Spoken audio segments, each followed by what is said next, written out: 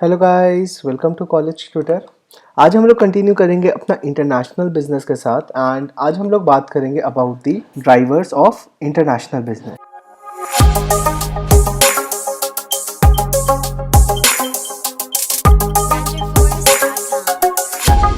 Driver start करने से पहले अगर आप लोगों ने मेरी लास्ट वीडियोस नहीं देखी हैं जहाँ पे मैंने इंटरनेशनल बिजनेस को एक्सप्लेन किया है, इसकी हिस्ट्री के बारे में डिस्कस किया है, इसके एडवांटेजेस डिसएडवांटेज बनाइए, तो आप एक बार वो भी देख सकते हैं। देन उसके बाद आप यहाँ पे कंटिन्यू कर सकते हैं। एंड अगर आप लोगों ने अब तक सब्सक्राइब ना किया हो तो प्लीज़ डू सब्सक्राइब। सबसे पहले हम लोग समझते हैं कि ड्राइवर्स ऑफ इंटरनेशनल बिजनेस का क्या मतलब है। ड्राइवर जैसे कि जिसका काम होता है कि हमको हमारी डेस्टिनेशन तक पहुंचाना व्हीकल को ड्राइव करते हुए, वैसे ही ड्राइवर्स क्या करते हैं कि कैसे वो इंटरनेशनल बिजनेस को प्रमोट करे, ज़्यादा से ज़्यादा बढ़ावा दे। ऐसी क्या क्या चीज़ें हैं जिसके कारण इंटरनेशनल बिजनेस फैसिलिटेट होता है एंड इंटरनेशनल बिजनेस की ग्रोथ होती है।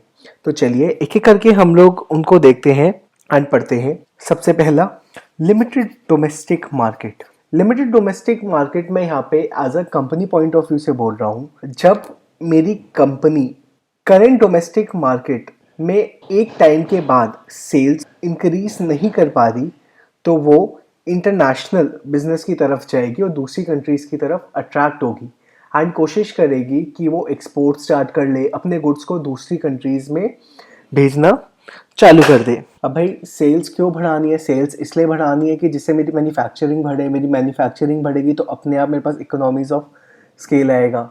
देखो सारी चीज़ें इंटर रिलेटेड है एक दूसरे से। इंटरनेशनल मैं तभी जाऊंगा जब मेरे पास कैपेसिटी होगी एंड कैपेसिटी के साथ जब मेरा फुल पोटेंशियल मेरे डोमेस्टिक मार्केट में यूटिलाइज नहीं हो रहा होगा। ठीक है, इसके बाद हम लोगों का अगला आता है एक्सेस ऑफ प्रोडक्शन। अगेन थोड़ा बहुत फर्स्ट वाले की तरह ही है।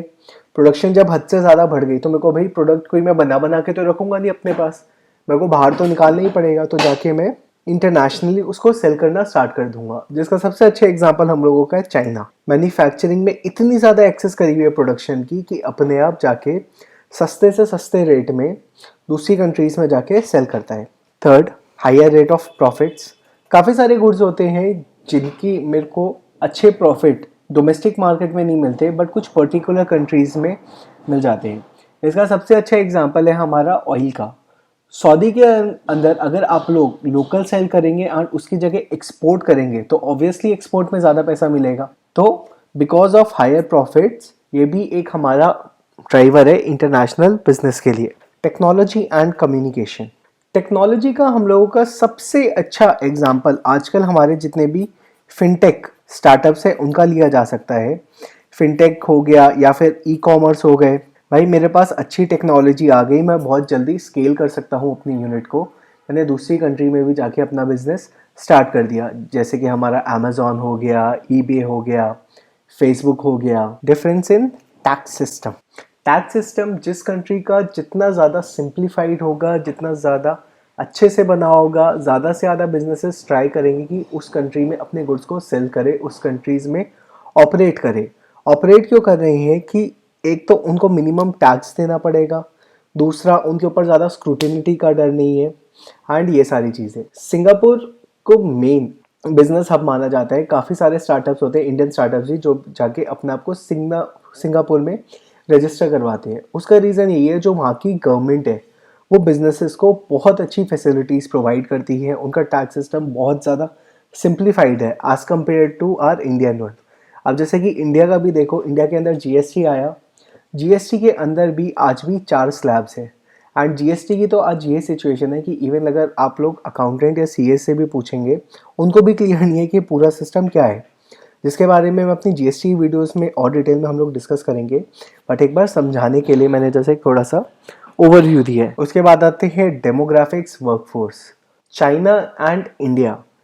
इंडिया की स्पेशली बात करूँ तो इंडिया में जो हम लोगों की मैक्सिमम पॉपुलेशन है that is between the age of 18 to 36 years and because वो वाली एज के मैक्सिमम लोग हैं, हम लोगों के पास बहुत अच्छी वर्कफोर्स है एंड इस वर्कफोर्स के पीछे सारी कंपनीज भाग रही है।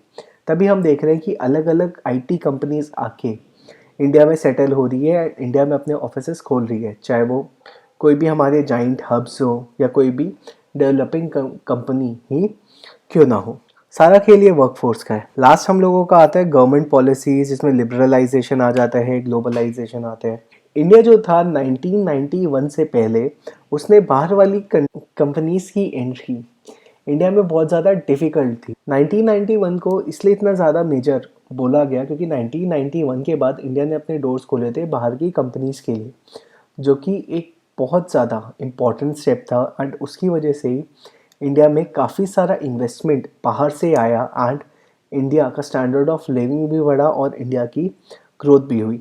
अनटिल एंड अनलेस जो हमारी गवर्नमेंट है वो बाहर की कंपनीज़ को इंश्योर नहीं करेगी कि उनकी इन्वेस्टमेंट सेफ रहेगी, उन्हें ग्रोथ मिलेगी, कोई भी कंपनी आके इंटरनेशनल बिजनेस नहीं कर सकती। इंटरनेशनल तो फिर भी एक बड़े लेवल पे हो गया। अगर हम लोग डोमेस्टिक बिजनेसेस की भी बात करते हैं तो हम काफ़ी बार देखते हैं कि जो हमारी स्टेट गवर्नमेंट्स होती है वो काफ़ी मेजर रोल प्ले करती है। जैसे कि टाटा को इनिशियली जो अपना नैनो का प्लांट था वो वेस्ट बंगाल में सेटअप करना था, बट क्योंकि वहाँ की chief minister Mamata Banerjee was against it, उनको मूव ऑन करना पड़ा टूवर्ड्स गुजरात, जहाँ की business policies for the top companies काफ़ी लीनियंट है, काफ़ी सपोर्टिव है। तो this was all about the drivers of international business. I hope आप लोगों को ये सारे क्लियर हो। अगर एग्जाम में 7.5 मार्क्स का भी आ जाता है तो आप इनको एक्सप्लेन करने के अलावा इंटरनेशनल बिजनेस के बारे में थोड़ा बहुत लिख सकते हैं। एंड अगर आपको कुछ ऐड करना है तो ऑनलाइन मटेरियल अवेलेबल है। उसके अलावा हमारी वेबसाइट पे भी नोट्स रेगुलरली अपडेट होते रहते हैं, आप लोग वहाँ पे भी चेक कर सकते हैं। And if you haven't subscribe yet, please do subscribe. Thank you.